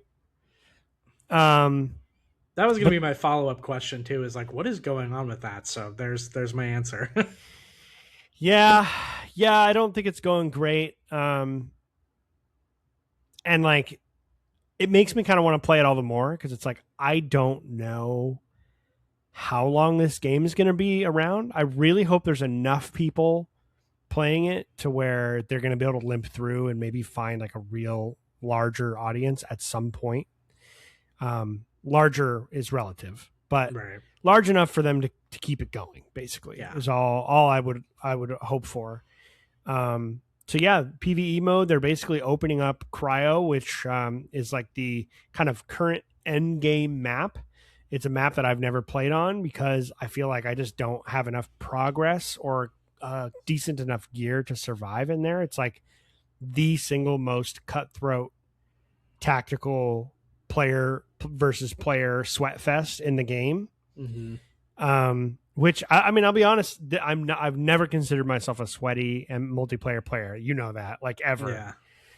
This is as close as I've ever gotten. Like, I play this game, man, and like, dude, when we get into fights and we win, you know, I'm just like cursing. I'm cursing at them. Not they can't hear over me. The mic, We're in our chat or whatever, but I'm just like, it is like a whole different side of my gaming self. Like, dude, I got a guy who was going after Kyle, and I just knifed him in the back, you know, and I was just like, get the fuck, you know, I'm like, let's go. I turned into a jock or something, man. It's like, it's so weird. It's not my normal thing, but I just love the feeling of the PvP in this game. Feels good, man. The highs are high in the multiplayer, and the lows are low. The lows I can handle. Yesterday I was getting pissed because we couldn't play what we wanted to.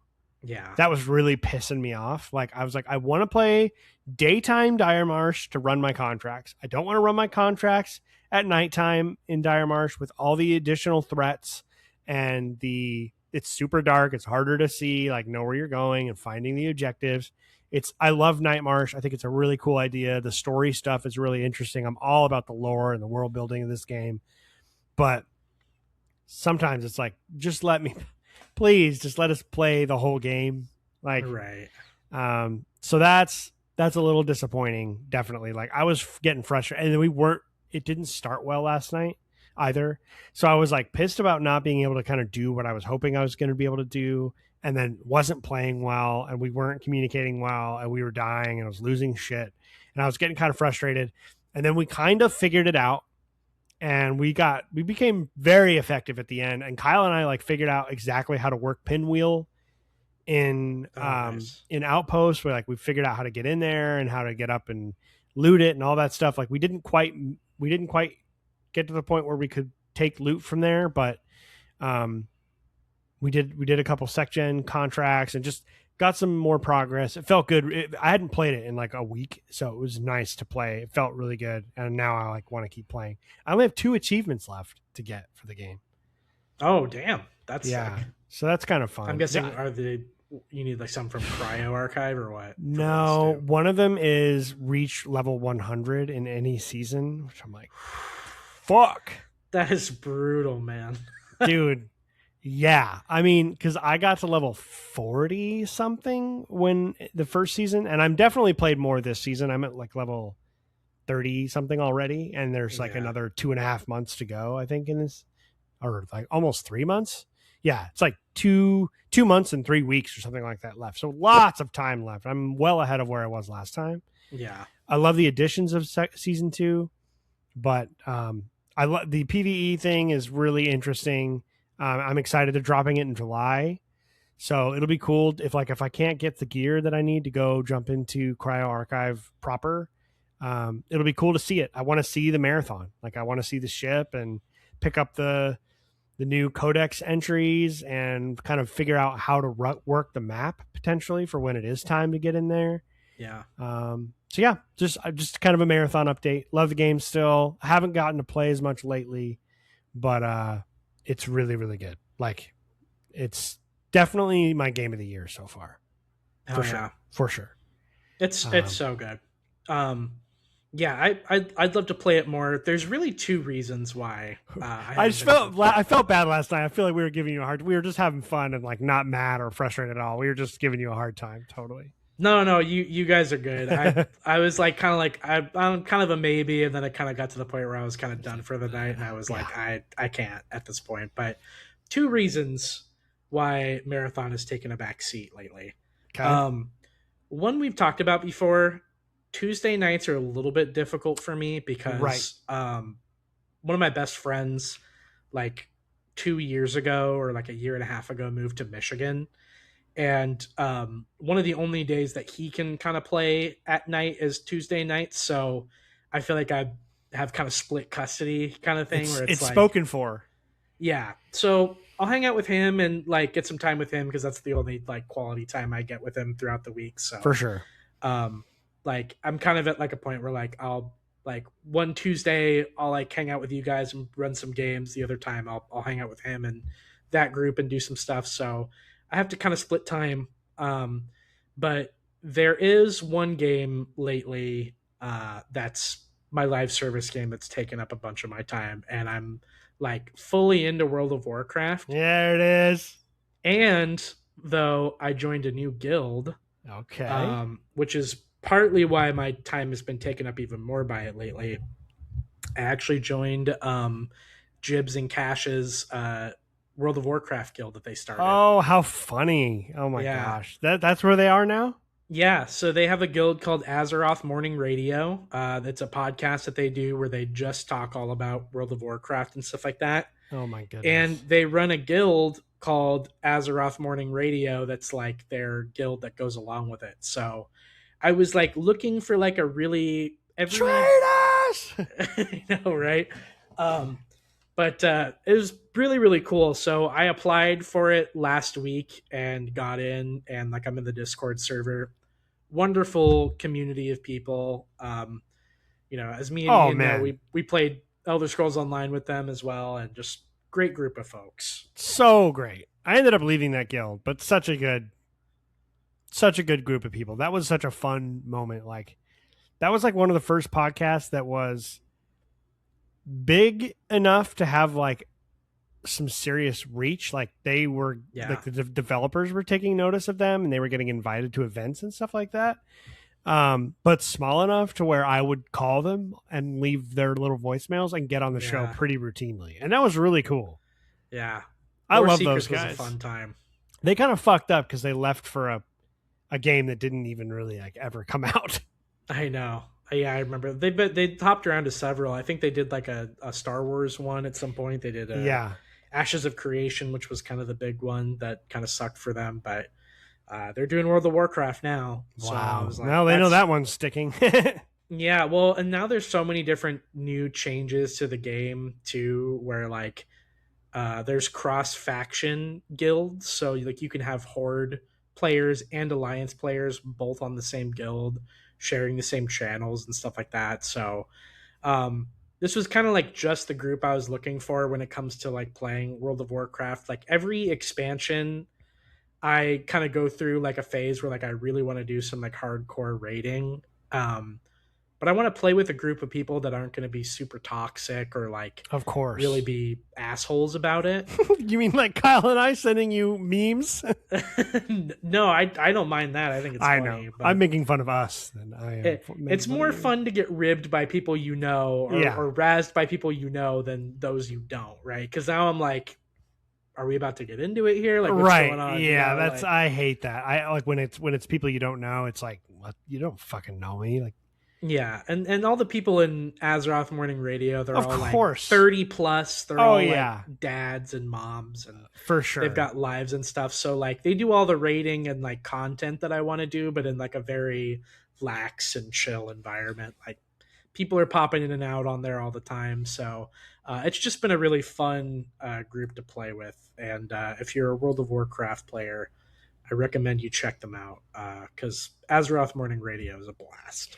Yeah, I kind of want to find a marathon Discord community. There's a YouTuber I really like called Seraph Max, I think is his full YouTube name is. He's like my favorite YouTuber. There's another one called it's like Silua or Cilua. Apparently, he's kind of blown up. He's had his little, just something like that. I would love just to be able to like find people that know what they're doing that will be like, yeah, I'll jump in with you guys, you know, and Yeah. take you through this. And aren't Like, going to be weird or toxic. yes, I would love to find a shepherd. People who are like, yeah, if you're kind of a mid-level player that only plays a couple times a week, like, come play with us and we'll help you out or whatever. Like that would be sick. I would love that. Like it's probably the first time other than ESO where like I would kind of actively searching for community a little bit. Yeah. I'm sure it's out there, you know. Yeah. So I hope so. That'll be cool. That's cool. I'm glad you're playing WoW, man. Like you know, I'm never going to give you crap for that. When I get into ESO, I get into ESO, and nothing else matters. And then it just kind of goes for the wayside for a while. And I've been kind of thinking about it a little bit. So you know, who knows? Any of these what you've been playing episodes, I might pop back up and be like, I've been playing Elder Scrolls Online. I know. I've even thought about it too every once in a while. I'm sure I'll go through my phase here sometime this year, but we'll see. What else have you been playing, man? Let's see. So, do we want to talk about 007 now, or yeah, let me do the the write-in, the one and only write-in, our weekly write-in from Lord of the Cream. He talks about more than 007, but he opens up with that, so I figured I was going to read that whenever we got to Bond. Cool. James Bond. I finished 007 First Light, and it made this James Bond mega nerd very happy. Looking forward to the new mission coming, and will replay when New Game Plus comes out.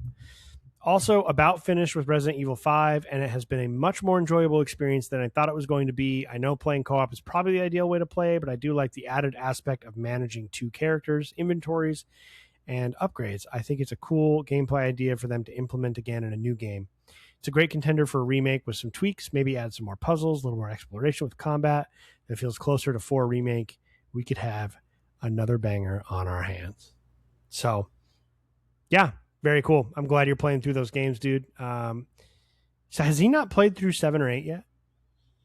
I don't think he has. No, he kind of is at a point where he's playing through the whole series, just the whole thing, like the OG games, like in order. Yeah. So, and then I think like he'll get to 7 at some point. But I think I want to say he played through 8. Oh, interesting. Okay. 8 or maybe 9, and then like he's like gone backwards to play through the old games up to the current day. Okay. Well, very cool, man. I'm glad you like 007. As someone who's like really into James Bond, it's always good when the source material people are happy, are glad they've been satisfied. Yeah. So I finished First Light on this last Saturday. Nice. And you finished it, I think, a little sooner than that. We're gonna do 2 weeks ago. 2 weeks ago. So we're gonna do a full experience point on this pretty soon, maybe even next week. We'll see. So we're not gonna get into very many details at all, but you finished it, and just I don't know. I guess maybe just some general thoughts from you would be awesome. Yeah, I loved it, man. I think right now it's probably my game of the year, and I just had a blast with it. It just reminds me of a lot of different games I've played in the past that have kind of left me with some comfy feelings, and like just was a like purely fun game to play. And so glad that Cream Lord Jordan ended up really liking it too. I always talk about how like I have like these different friends who I feel like are like subject matter experts of like these different franchises, and Yeah. Jordan's always been he's always been a Song of Ice and Fire guy and a James Bond guy. Like anytime I've got questions about like the lore or like what's going on in the universe, he's always my go-to guy for like asking questions. He's got like an encyclopedic knowledge of like both of those universes. So as I was playing through this, me and him were kind of having side conversations, and I was so glad that he ended up liking it because I just had so much fun with it. Just took all of the things I thought were really, really fun about something like Hitman, which IO Interactive does as well, and like combined it with like the more cinematic and like popcorn movie video game sort of flair that like Uncharted has. Mm-hmm. So didn't overstay its welcome. I thought it was a perfectly paced game. I felt like right when it ended, I was like, that was a perfectly enjoyable like experience, and didn't outstay the welcome. Like I mentioned, gameplay is fun, if not at certain parts, maybe a little bit easy. So maybe it's kind of one of those things where I could definitely see myself replaying this at some point, maybe upping the difficulty a little bit, but really not like a ton to say about it that's negative. I thought like it kind of does what I think the Marvel Spider-Man PS4 game did, where it's like probably my favorite story that I've seen from that character. And Yeah. it's kind of crazy that it's in a video game. Like it's that good. Yeah. Yeah. I think I liked it. The further I got into it, the more I liked it. Like Yeah. I feel like it. There's a couple things in the beginning. I think the beginning is actually very strong. There were some things I was kind of struggling with, which we'll get into in the episode. But yeah, I would hands down recommend this to pretty much anyone that likes to play video games. I think it's worth full price of admission. Mm-hmm. I think the story was excellent. The music was excellent. The visuals are great. Performances very The good. set pieces, performances, writing, all of it is like just excellent. I think there's like maybe a couple things here and there I would love to see in a sequel to make it even. I do think I am sensing that there is like this game, and then there's like even a little bit of room to be even better.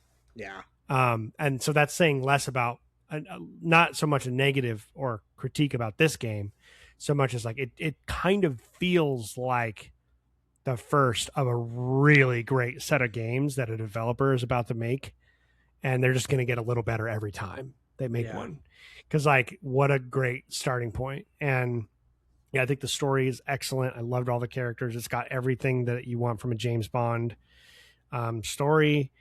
And I feel like it did a good job of blending all like inspirations from all the different eras. Like there is some very like 60s sci-fi bad guy stuff in this, but there's also some very like more grounded, hard, Daniel Craig style stuff as well. And they both feel like James Bond in their own right. And this game somehow kind of manages to just bob and weave between all the different genres that James Bond has sort of taken over or tried in movies throughout the decades. And the fact that it can kind of do that and never feel ridiculous and never feel too serious and never feel like it's being too goofy or anything like that, just nails this balance. And I by the end, I was like, this was so great. Like, I'm so glad I picked it up when I did. And I can't wait to like really talk about it in the episode for sure.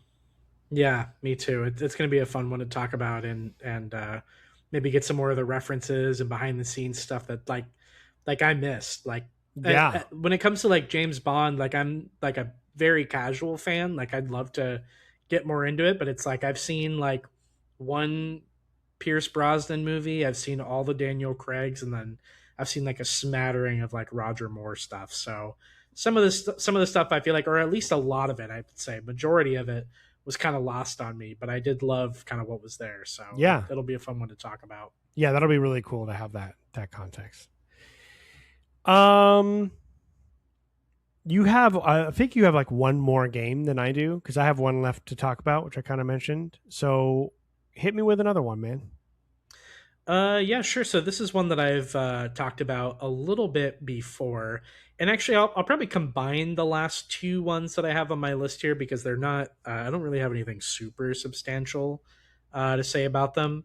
Like I'm still playing them, but it's probably been about a week or two since I've gotten to them, so there's not really a ton new to say there. But I'm playing through Detroit Become Human still, and then I'm also playing through Saros. Oh yeah. I'll start with Detroit, just because I'm moving through that kind of slowly.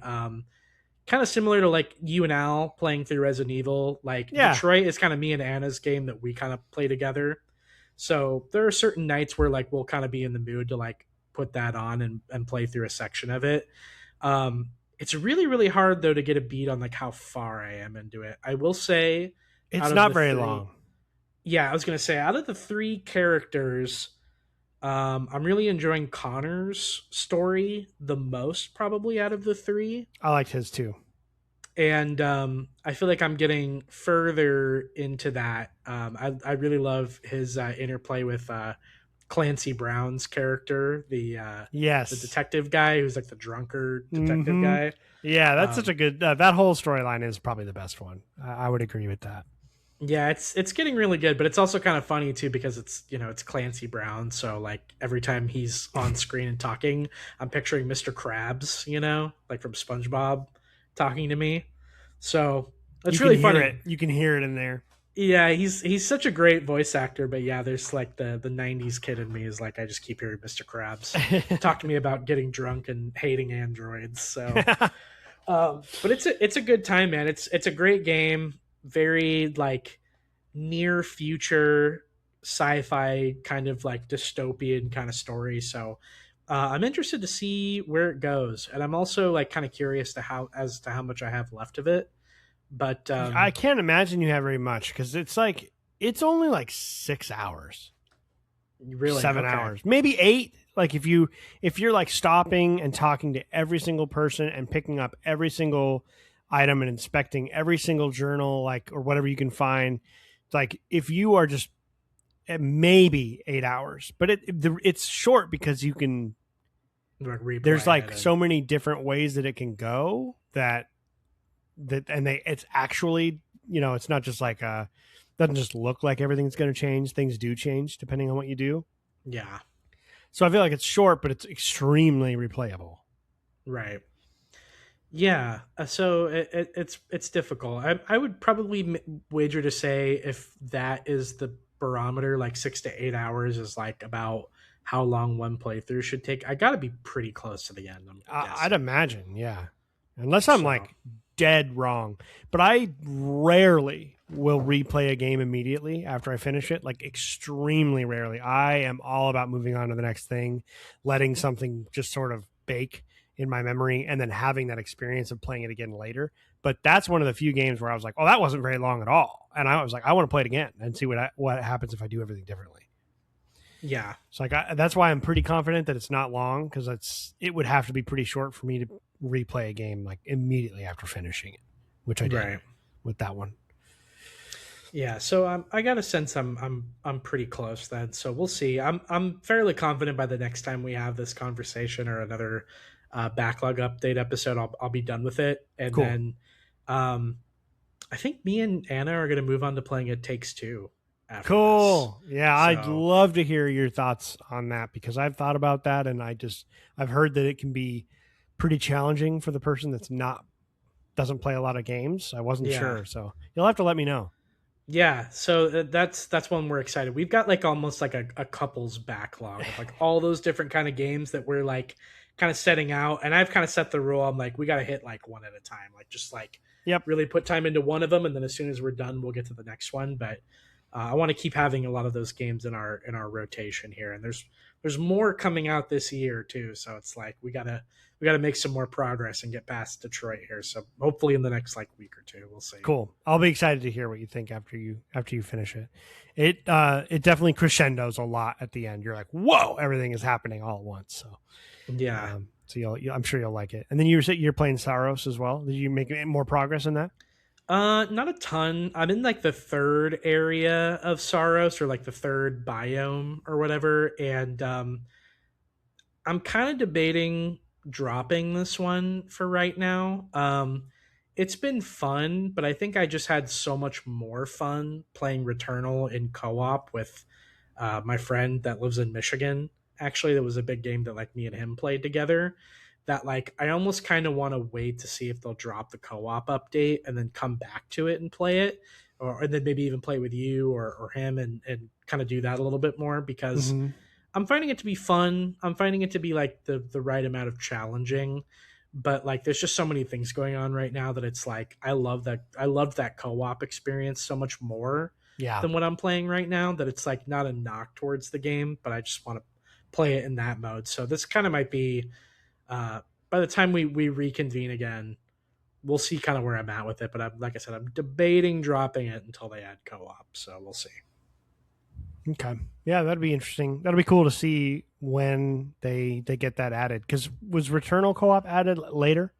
Yeah, I think it was added like a year or something after release. So So I'm sure that's a safe expectation then. yeah. Um, dude. So I don't know if you've experienced. I'm sure you have experienced this. So, God, 6 years ago, almost like exactly 6 years ago, because I'm pretty sure it was summertime. I played Control for the first time, and I Mhm. absolutely fell in love with it. And I remember telling Kyle, like, dude, you have to play this game. And he didn't really know what it was. And you know, the cover just looks like, I don't know, it looks okay. It's just got a woman on the front, and she's got like a pistol, and it's just Action like white hero. and red. Doesn't like it doesn't nothing like crazy about the look of it. And I'm like, dude, just do it. I remember it just being like, you've got to play this, like especially because you played Alan Wake, and it's not even like directly connected in the beginning, but it's like just play it. And then he played it, and he was like, holy shit, this game is amazing. So it's been 6 years for me, and I have started playing Control again. I'm like 3 or 4 hours in, and I was like, I've been evangelizing this, and I forgot how good this game is. Yeah. Like, it feels kind of like Alien Isolation levels of like, what the fuck happened here, and how did this not light the world on fire? This has got to be like one of the best games of that last generation, the PS4, Xbox One generation. Like, not even. I don't even think I can't imagine anyone disagreeing with that. Like maybe someone hates Control. I don't know how you could hate Control. It is like everything I love about video games wrapped into one. Yeah. Crazy story. Go I ahead. was gonna say everybody I've heard that's played it like absolutely loved it, and not a single person I know that's played it like disliked it. So I even just playing. I'm playing it now. I'm playing the game, and it's like one of those times where it's just like I'll do something in it. I'm like, God, this game is fun. I'll just say that out loud to myself. It'll be like midnight. I'm like, this is so. I am having so much fun playing this game. Like, it is just. I don't know what it is about. It's just like the perfect combination of art and storytelling and like really solid gameplay.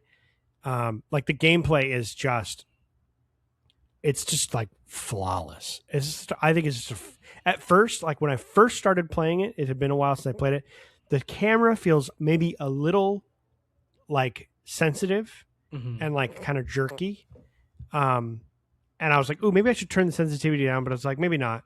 And then as you play the game and you start to like get the powers and stuff, and you get surrounded by enemies, you realize the camera is like that kind of for a reason. and suddenly you need it that way. Um, I don't want to say like anything about the story because it is like exactly what we were talking about earlier about the whole like Stephen King thing where mystery is everything. Um, I mean, where you are in and of itself is like its own mystery, Mm-hmm. and the just like the amount of like lore that's around the environment that you can pick up and read if you want to. It might be a little too much sometimes. Like if you were to stop and read every single interesting detailed piece of lore that is dropped, it might even mess the pacing up a little bit. There's so much, Yeah. but oh man, it's like I can't even really describe how good this game is. Like just it's a must play, and I'm sort of like playing it. I'm kind of regretting that we decided GTA 5 was my experience point because I'm like this game is like I like this game so much. I think this is like one of the elite games of the last like 10 or 15 years. And I'm just so glad to be playing it again because I don't remember everything. And now we have Alan Wake 2 to go to, and then we have Control Resident around the corner. So I've got this new kind of motivation. Mm-hmm. I don't remember everything that happens. It almost feels like I'm playing it for the first time, except for I remember just enough. And I'm just having an absolute blast. And like, I'm so excited for us to be able to do an experience point for this because I cannot sing the praises enough for Control. And it didn't sell very well at first. I think eventually over time it sold enough to make profit, but it barely did that. And that is like a crime against like humanity. Yeah. Well, it sounds like, the people that like yourself that were like evangelizing it, and the positive word of mouth, I think, really carried it because it was kind of looking like when it first came out, like that, like it wasn't going to have long legs, but turned out to be just one of those games that like just through enough positive buzz, kind of people found it and Yeah, discovered it. And so glad that it's getting the sequel that it's getting. I So know, hopefully people man. support that off the bat. Yeah, well, they're certainly pushing this one. They are not making the mistake of not marketing Yeah, like they did last time. So true. got to give them the credit there because they won't shut up about this. Like I've seen enough, man. Just knowing it exists, I had seen enough, especially with a game like this where 50% of the allure is like not knowing what's coming around the corner. There's times where I get a little lost inside the oldest house, as it's called. It's like this big gray concrete government building, but it's Hmm. so much more than that. It's like contains like gateways to other dimensions and shit, but it's hard to even like fathom the way that they get into some of the lore and this stuff. But like just running through it, sometimes I get a little lost in there, and I'll like they have a great map system where you pull the map and it superimposes it over the world, so you can when you turn the camera, you're still playing the game, so you can see yourself Yeah, moving through the map and like what levels you're, which is really nice. Um, that is cool. It's like there's Diablo. Yeah, exactly. And there are a couple times here and there where it's like, well, maybe this could have been like a little bit more explained, like how to get through this. Like there was a thing I was stuck on. I was kind of wandering around. I had to look it up, and I was like, oh, that's all I have to do. Okay, that didn't seem obvious to me, and that's someone I've played it before, so I guess if there's like one critique, maybe that would be it. But Yeah, um, it's it's like pretty close to flawless. that's awesome. Pretty Yeah, close. I can't wait to play it, man. I'm excited to get to it at some point. Yeah. So yeah, that's all I'll say about it. I don't even want to go too far into it, but just yeah, it's I think the last thing I'll say is like I think from a game perspective, like not really story, but of all the games that I've ever played that have a like zero to hero like gameplay evolution as far as like you start like when you first start you're basically just like a lady. Hmm. The sort of like the curve that the pacing curve of improvement and how your character improves and how obvious each improvement feels in moment to moment gameplay, I think is part of the reason that I would like want to call this game close, like flawless. Like I there are so many times where in these games where like the skill tree is too much, and these little infinitesimal upgrades to Like, Yeah, ooh, you're not even really seeing what you're upgrading. 1.2% one-handed melee damage increase, or like what the fuck? I can't. That's it's just like Imperceptible. imperceptible, and it's just sort of there to just like be there. Like it just felt like they needed something to make the game feel deeper. This game has like 4 rows. It tells you exactly what those things are doing. There's probably like 16 or 18 upgrades or something like that, plus a couple on the side. And like each one, you get 3 or 4 points for every like major story mission. That's enough to buy 2 or 3 upgrades. And you're sitting there and you're just like, oh, I want all 4 of these so bad. And I can only afford 2. Yeah. And the second you pick them and you go and you get into a fight again, you're like, oh my God, this is such a huge, like we have made leaps and bounds here. And then you do it again and it's like another, and the game does a good job of keeping like the enemies start to evolve a little bit more. They add a new enemy type in every couple of hours that sort of like, oh, changes the way you're going to look at the math of the different enemy types. Who do you have to go after first? And then as you get more powers, you're able to traverse the world differently. Like the entire map opens up in a whole new way because you're able to like do things you couldn't do before. So kind of have that Metroidvania feel to it, but like way to me, like a lot more satisfying and less frustrating. I find a lot of Metroidvania stuff to be like, you're constantly just running into like you can't go here. You can't go there. You can't go there. Right. You can't go here. Block. Maybe someday. Yeah, and it's like and that kind of gets frustrating for me because like I feel like in this game I'm always making progress, but there's stuff happening in the oldest house in areas you've already been where there was something that you couldn't do, that you had no concept of the fact that you couldn't do it until you get this upgrade, and then you're like, oh, hold on, I can go back to maintenance and get in this thing that was here. I remember seeing that, but I didn't know what it was, and it's like this constant just like dopamine bucket dump into my brain, this game. I'm just like talking about it. I'm like, I really want to go play it right now. Right. That's awesome, man. So that's my little positive rant on Control.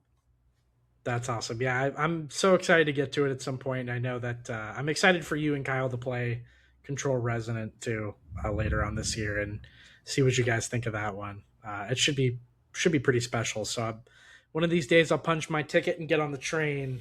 Yeah, man. I mean, the nice thing about it is kind of what we were talking about earlier, like truly accessible from time investment. Alan Wake 1 is like 6-7 hours, 8 hours maybe. Like really, it's a 2010 like light horror game. Yeah. Dude, you'll go and it's simple, it's well paced, it starts and it's over, and there's a nice remastered version for you, like very low movement, like very very low lift on like how you're not looking at like playing through the Witcher games or whatever. Right. Yeah. I think Control a little bit longer than that. Control's probably more of that like 20-hour golden zone. Yeah. And then Alan Wake 2, I have not beaten, so I don't know yet. I'm going to restart after I've finished Control. That's my next game. So good. It's I've played enough of it to tell you it's fucking incredible. Yeah.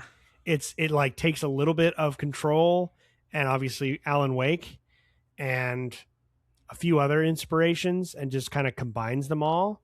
And so like with Control too, the reason I really want to replay it is because I have the Ultimate Edition. I've never played any of the DLC, and one of the DLC is about Alan Wake, so I'm so excited to see that connection and then to jump into Alan Wake 2 after I'm done with Control. Like, oh my god, I love Remedy so much. Remedy's one of my favorite studios. I feel like they just kind of get short shrift. They do. They're kind of undersung. Yeah. But kind of like quietly for the fans that are paying attention, like just making some gold, you know?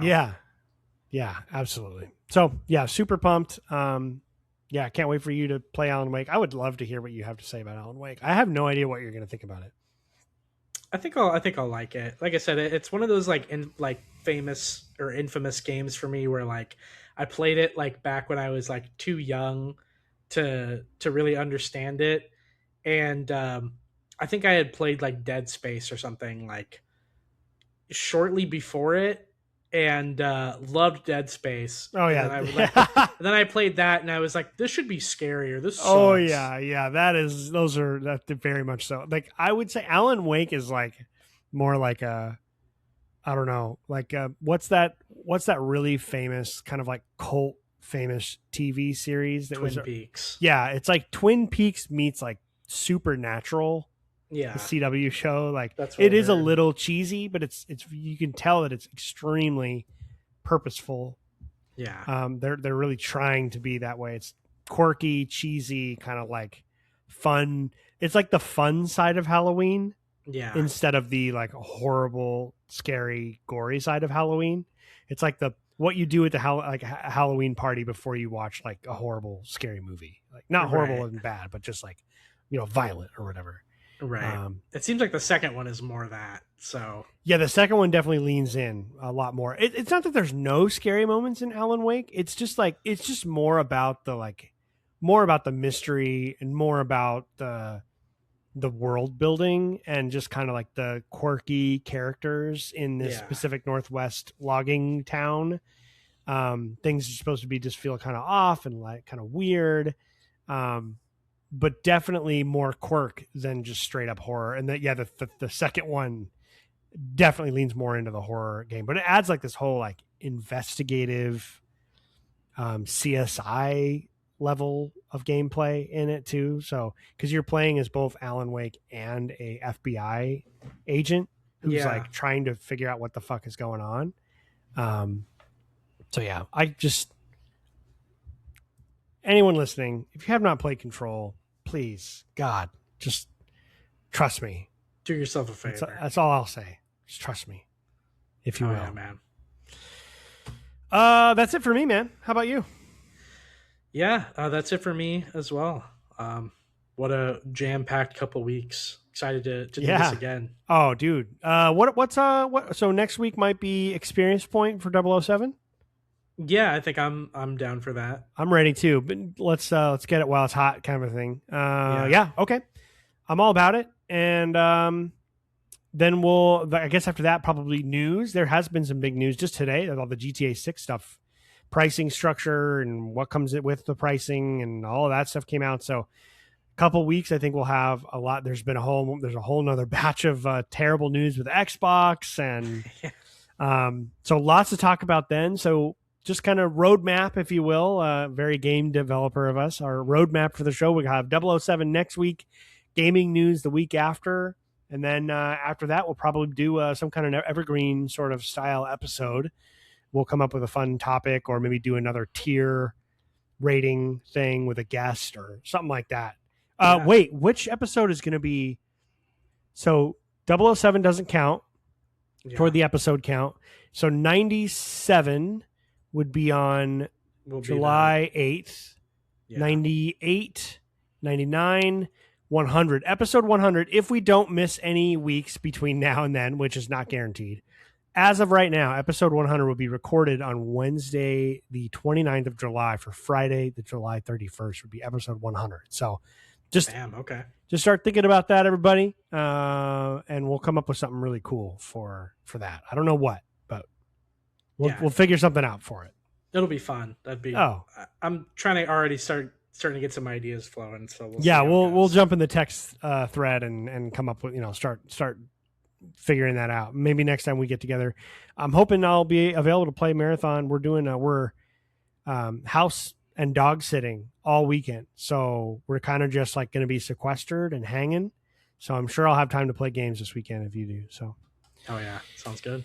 All right, everyone. Well, thanks so much for joining in on our episode of what we've been playing, the Backlog Show, if you will. We're super, super pumped to catch you next week for the Experience Point. So be ready for that. If you haven't played 007, get on it. You can beat it in a week, and if not, play it and then come back and listen. So we're super pumped for that. Hope you guys have a wonderful, safe weekend. And get some games in, play some video games, relax, enjoy yourselves. And until next week, we will catch you later. See you guys. Stay safe.